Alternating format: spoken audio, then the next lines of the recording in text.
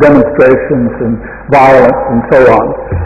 But with more careful scholarship, it seemed that those were carefully thought out, many of them. They were planned.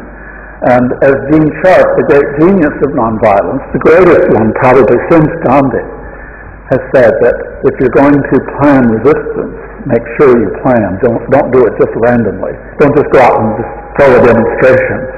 Before that, you think carefully, what is the purpose of this? What is my leaflet going to say? Where am I going to stand? Am I going to risk arrest or not? If I do risk arrest, am I going to take it to trial? All these questions that have made us much more thoughtful as nonviolent resistors. And most of the things that Gandhi did, there's a brilliant book called Gandhi as Political Strategist, which again looks very seriously at him within the context of his time, within the context of British rule and so on. So it's not just a philosophical treatment, it's a real, almost anthropological analysis of the implications of what he did. And also to look at his mistakes.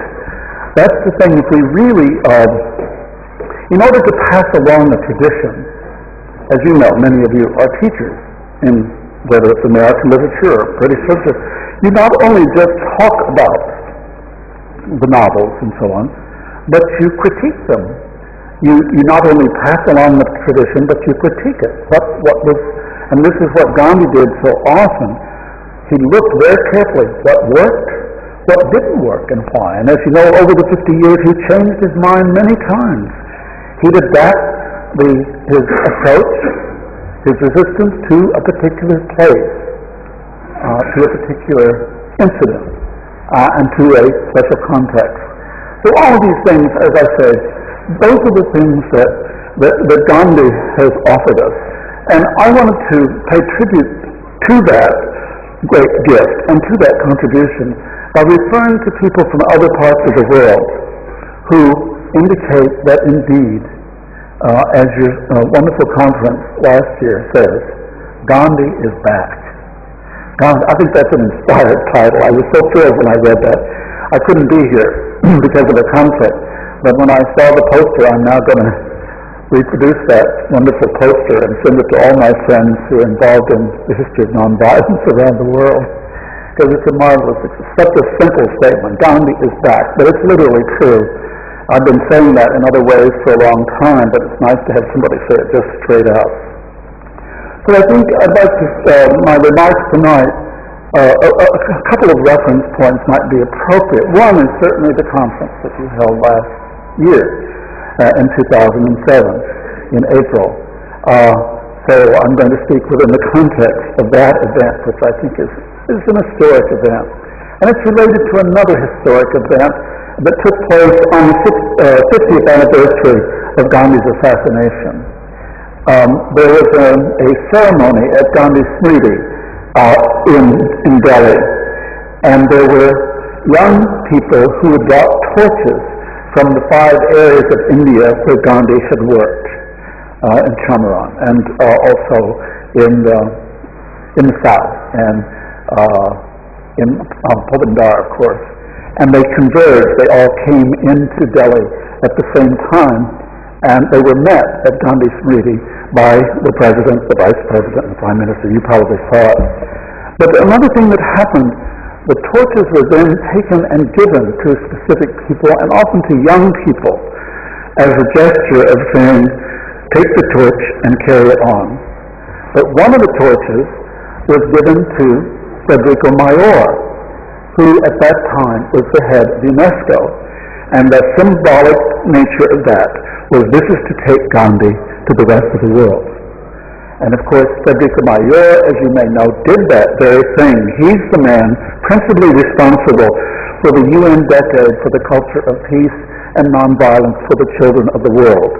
This declaration was passed by 169 nations in the UN General Assembly in 1999. I was there. It was a very exciting moment because it was the first time in UN history that there was a declaration that was not just a statement, but actually had an action component, so that the UN decade is still in progress. I had the website is carried up to date by David Adams, who headed the task force in UNESCO before it went through all the United Nations and was passed by these nations. And it's a wonderful document. It's like many documents, it won't live unless you and I give it life, unless we live out. And I won't go into it, but it's a very fine statement, it's a strong statement, and it's really an extension. It's very much a reflection of peace and conflict studies and what has been learned in that process over the past 40 years as to what the essential requirements of peacemaking are. My friend who is here, who is an economist, we've been talking about this, and this document really is very specific about things that are essential if you're going to really talk about a peace culture, what the ingredients are. So these are just some of the things that have, I think, resulted and really are connected with this revival of Gandhi and of Gandhi coming back to us. As I said, he recovered a culture, not only a culture of nonviolence that has been implicit in the West for a long time. In fact, all of the great religions of the world, and I have documentation for all of this if you have questions later, all the great religions of the world began with peace testimonies, every one of them, and every one of them have subverted it. In Christianity, it got subverted by the 4th century, by the time of Augustine, who gave a rationale for just wars. So Christianity was undone very early on. But that same kind of undermining of the peace testimony happened in all the great religions of the world, even the Buddhists, unfortunately. But it's still there, and that's the important thing. That the great religions do have a contribution to make in this whole effort to understand the complex nature of peacemaking and of nonviolence, which I would define as a means, a method, a strategy, a philosophy for resisting injustice and humiliation, for resolving or transforming conflict, and for bringing about social change without killing, without harming. That's a working definition of nonviolence. We can talk about it if you wish, but remember Gandhi said, in the face of humiliation, better violence than nothing. Humiliation not allowed. But the effort is to resist humiliation and injustice and to bring about social change without killing people, without harming them. And in order to do this well, though, we have to be very skilled, and we have to learn skills that we were not born with. Skills in conflict resolution. So I'm happy that you're going to be teaching those skills to students, because there's a great demand for them, and as the world gets more and more crowded, we're going to need more and more of them. The resolution of conflict.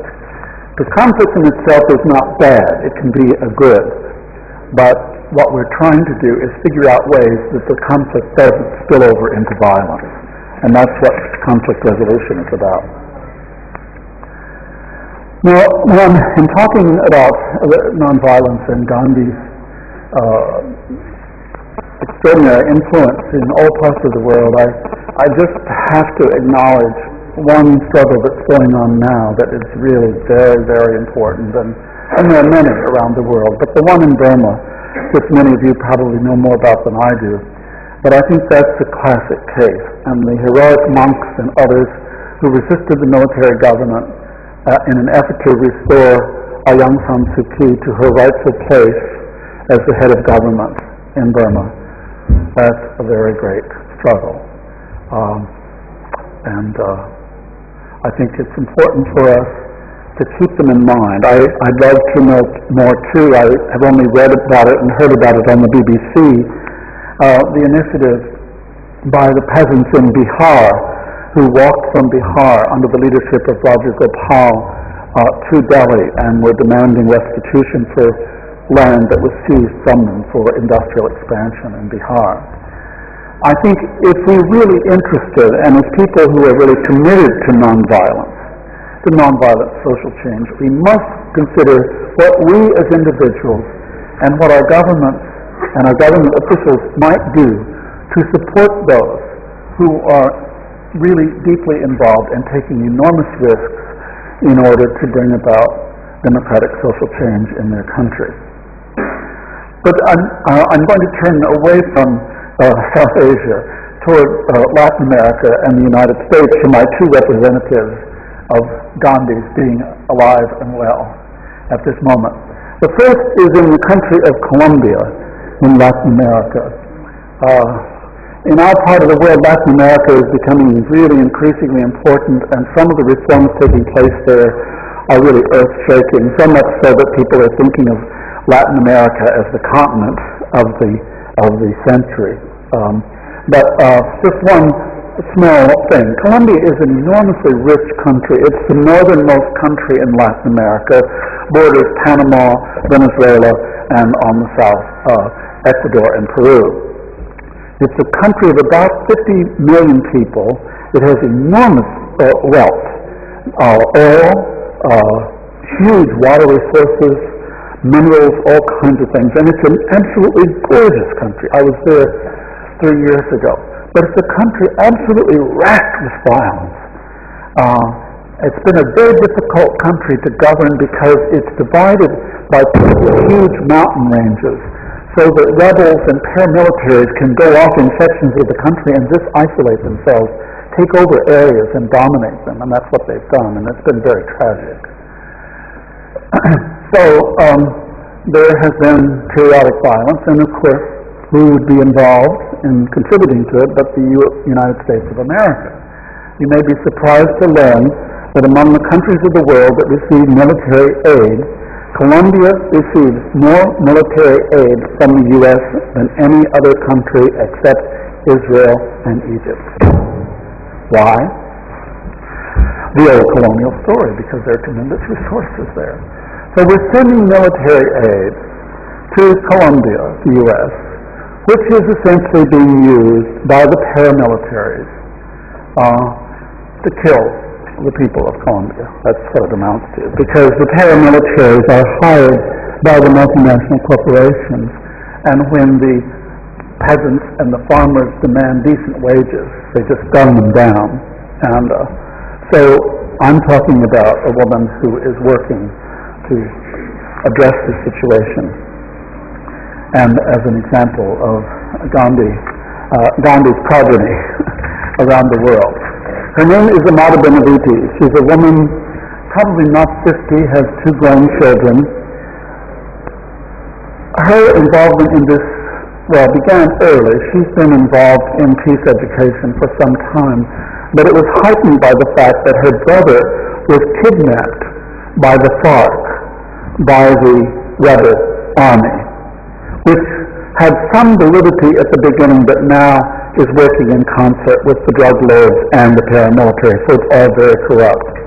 Her brother was kidnapped because it's a common occurrence in Colombia that the rebels and others raise money by kidnapping well-known citizens and holding them hostage until they're paid lots of money.